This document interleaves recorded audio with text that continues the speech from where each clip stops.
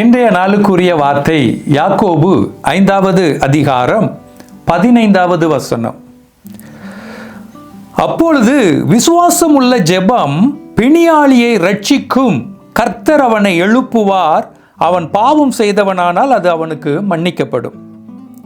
இன்றைக்கு வார்த்தை நமக்கு சொல்லுகிற காரியம், கற்றுக் கொடுக்கிற காரியம் என்னன்னா, விசுவாசம் உள்ள ஜெபம் பிணியாளியை ரட்சிக்கும், விசுவாசம் உள்ள ஜெபம் நமக்கு ஆசீர்வாதத்தை கொண்டு வரும், விசுவாசம் உள்ள ஜெபம் நம்முடைய வாழ்க்கையில் இருக்கிற அவமானங்களை துடைத்து போடும், விசுவாசம் உள்ள ஜெபம் நம்முடைய வாழ்க்கையின் சூழ்நிலைகளை மாற்றி போடும், விசுவாசம் உள்ள ஜெபம் ஆவிக்குள்ளான வாழ்க்கையில நமக்கு ஒரு புதிய பலனை கொண்டு வரும்.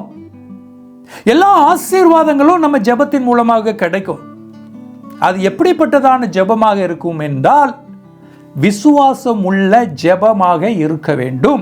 இந்த வார்த்தைக்கு முந்தின வார்த்தை என்ன சொல்லுகிறதுன்னா, உங்களில் ஒருவன் வியாதிப்பட்டால் அவன் சபையின் மூப்பர்களை வரவழைப்பானாக, அவர்கள் கர்த்தருடைய நாமத்தினாலே அவனுக்கு எண்ணெய் பூசி அவனுக்காக ஜெபம் பண்ண கடவர்கள், அப்பொழுது விசுவாசம் உள்ள ஜெபம் அவனை ரட்சிக்கும். இவர்கள் எண்ணெய் பூசி ஜெபிப்பதனால் இந்த சுகம் கிடைக்க போவது இல்லை, அவர்கள் விசுவாசமுள்ள ஜெபம் ஜெபித்தார்களானால், அதுதான் அங்கே இருக்குது.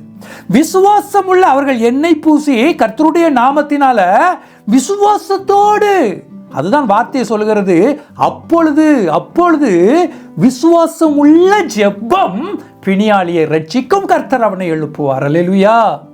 இன்றைக்கு நம்முடைய வாழ்க்கையில நம்முடைய ஜெபம் எப்படிப்பட்டதாக இருக்கிறது?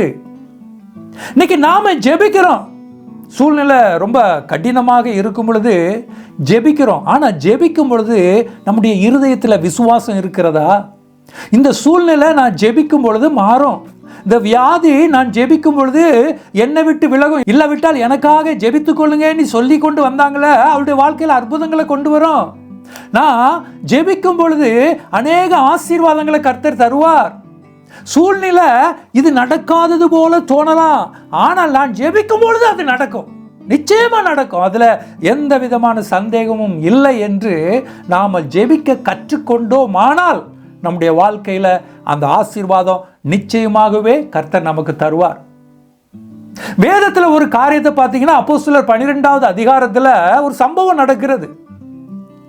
ஏரோது ராஜா பேதுருவை சிறைச்சாலையில் சங்கிலியினால் கட்டி சிறைச்சாலையில் கொண்டு போட்டுட்டான்.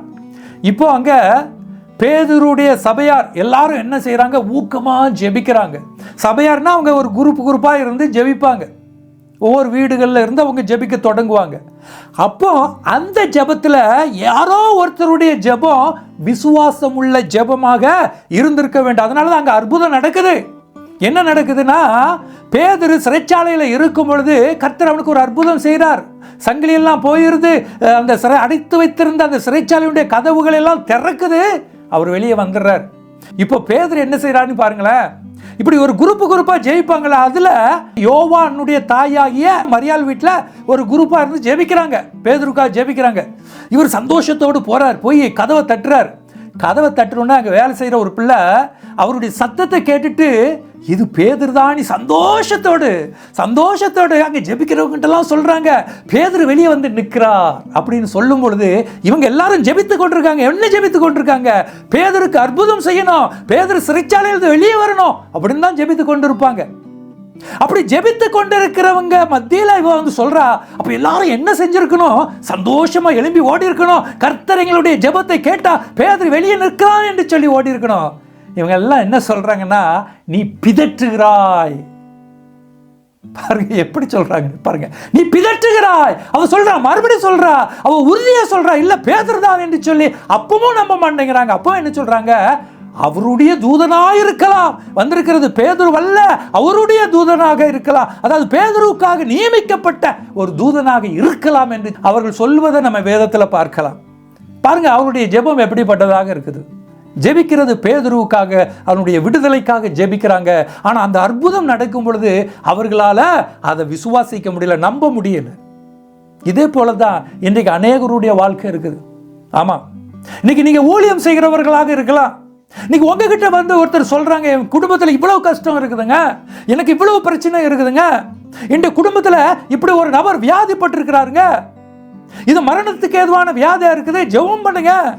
இப்படிலாம் சொல்லும் பொழுது என்ன செய்வாங்க? அவர்களுடைய சூழ்நிலையை பார்க்க தொடங்குவாங்க. இந்த சூழ்நிலை இப்படிப்பட்டதாக இருக்குது, இதில் எப்படி அற்புதம் நடக்கும் அப்படின்னு சொல்லிட்டு, ஐயோ அவங்க சொல்லிட்டாங்களே அப்படிங்கிறதுக்காக முழங்கால் போட்டு ஜெபிப்பாங்க. அந்த ஜெபத்தில் ஒரு மாற்றமும் வரப்போவது இல்லை. இன்னைக்கு அநேகருடைய வாழ்க்கை தங்களுக்காக ஜெபிப்பாங்க, தங்களுக்கு இருக்கிற பிரச்சனைகள் நெருக்கடிகள் மத்தியில் இருக்கும் பொழுது அதுக்காக ஜெபிப்பாங்க. ஆனால் ஜெபிக்கும் பொழுது விசுவாசம் உள்ள வராது. சூழ்நிலைகள் அவருடைய இருதயத்தை கலங்க பண்ணும்.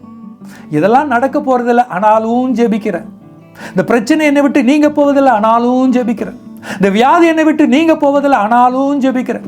இந்த சாபம் என்னை விட்டு நீங்க போவதில்லை, ஆனாலும் ஜெபிக்கிறேன். கடமுறைக்காக நம்முடைய வாழ்க்கையில நம்ம ஜெபிக்க தொடங்குகிறோங்க. இந்த ஜெபத்தினால ஒரு பிரயோஜனமும் இல்லவே இல்லை. வார்த்தை திட்டமும் தெளிவுமாக சொல்லுகிறது, விசுவாசமுள்ள ஜெபம்தான் பிணியாளியை ரட்சிக்கும். இந்த காலை வேளையில் இதை கேட்டுக்கொண்டிருக்கிற என் அன்பு தேவ ஜனமே, உங்களுடைய வாழ்க்கையில கூட கர்த்தர் அற்புதத்தை செய்ய ஆயத்தமா இருக்கிறார். ஆனால் நம்முடைய ஜெபம் எப்படிப்பட்டதாக இருக்கிறது? உங்களுடைய ஜெபம் எப்படிப்பட்டதாக இருக்கிறது? விசுவாசம் உள்ள ஜெபமாக இருக்கிறதா? உங்களுக்கு நம்ப முடியாத சூழ்நிலை இருக்கலாம், அதாவது இந்த சூழ்நிலை மாறக்கூடியதாக இல்லை என்கிற ஒரு காரியம் உங்களுடைய வாழ்க்கையில் இருக்கலாம். அது வியாதியாக இருக்கலாம், இல்லை நெருக்கடியாக இருக்கலாம், இல்லை வேலையில் பிரச்சனை, இல்லை வியாபாரத்தில் பிரச்சனை, ஊழியத்தில் பிரச்சனை, ஏதோ ஒரு பிரச்சனை. இது மாறவே போவதில்லை என்கிற ஒரு சூழ்நிலை இருக்கலாம். ஆனால் மாறாதது என்கிற சூழ்நிலையை மாற்றக்கூடிய வல்லமை உள்ளவர் நம்முடைய ஆண்டவராகிய இயேசு கிறிஸ்து. இதை நம்ம விசுவாசிக்க கற்றுக்கொள்ள வேண்டும். நான் ஜெபிக்கும் பொழுது நிச்சயமா ஏசப்பா அற்புதம் செய்வார், ஏசப்பா என்னுடைய வியாதியை நீக்குவார். இல்லாவிட்டால் ஏசப்பா என்கிட்ட ஜெபிங்கன்னு சொல்லி ஒரு குடும்பம் வந்துச்சு, ஜெபிங்கன்னு சொல்லி ஒரு நபர் வந்தார் இல்லையா, அவருடைய வாழ்க்கையில ஆசீர்வாதத்தை கொண்டு வருவார். இப்படிதான் நம்ம ஜெபிக்க கற்றுக்கொள்ள வேண்டும். நிச்சயமா நான் ஜெபிக்கும் பொழுது அற்புதம் நடந்தே தீரும். இதை நம்ம விசுவாசிக்க கற்றுக்கொள்ள வேண்டும். அப்படி நம்ம விசுவாசித்து நம்ம ஜெபிக்கும் பொழுது கர்த்தர் ஒரு பெரிய மாற்றத்தை நம்முடைய வாழ்க்கையிலும் மாத்திரமல்ல, நாம் ஜெபித்து கொண்டிருக்கிற நபர்களுடைய வாழ்க்கையிலும் ஒரு பெரிய மாற்றத்தை கர்த்தர் கொண்டு வருவாருங்க. ஜெபிப்போம். எங்களை மிகவும் அதிகமாக நேசித்து எங்களை கரம் பிடித்து வழி நடத்தி வருகிற எங்கள் அன்பின் இயேசப்பா, இந்த நாளுக்குரிய வார்த்தைக்காக நன்றியப்பா. இந்த நாளிலும் இந்த வார்த்தையை கேட்டுக்கொண்டிருக்கிற பிள்ளைகள் விசுவாசத்தில் திடன் கொண்டு, விசுவாசத்தில் பலன் கொண்டு இவர்கள் ஜெபிக்கும் பொழுது இவருடைய வாழ்க்கையில் பல சூழ்நிலைகள், அதாவது நம்ப முடியாத சூழ்நிலைகள், இந்த சூழ்நிலை என்னுடைய வாழ்க்கையில மாறவே மாறாது என்று நினைத்து கொண்டிருக்கிற அத்தனை காரியங்களும் என்னுடைய வாழ்க்கையை விட்டு விலகும்படியாக ஜெபிக்கிறார். அவர்கள் ஜெபிக்கும் பொழுது, அவர்கள் விசுவாசத்தோடு ஜெபிக்கும் பொழுது அவருடைய வாழ்க்கையில நீங்க அற்புதத்தை செய்யுங்கப்பா. இவருடைய விசுவாசத்தை வர்த்திக்க பண்ணுங்க. அந்த விசுவாசத்தின் மூலம் இவர்கள் மாத்திரமல்ல, இவர்கள் ஜெபிக்க போகிற நபர்களுடைய வாழ்க்கையிலும் பெரிய காரியங்களை செய்யும்படி இயேசு கிறிஸ்துவின் நாமத்தில் ஜெபிக்கிறேன், எங்கள் ஜீவனுள்ள நல்ல தந்தையே. ஆமென்.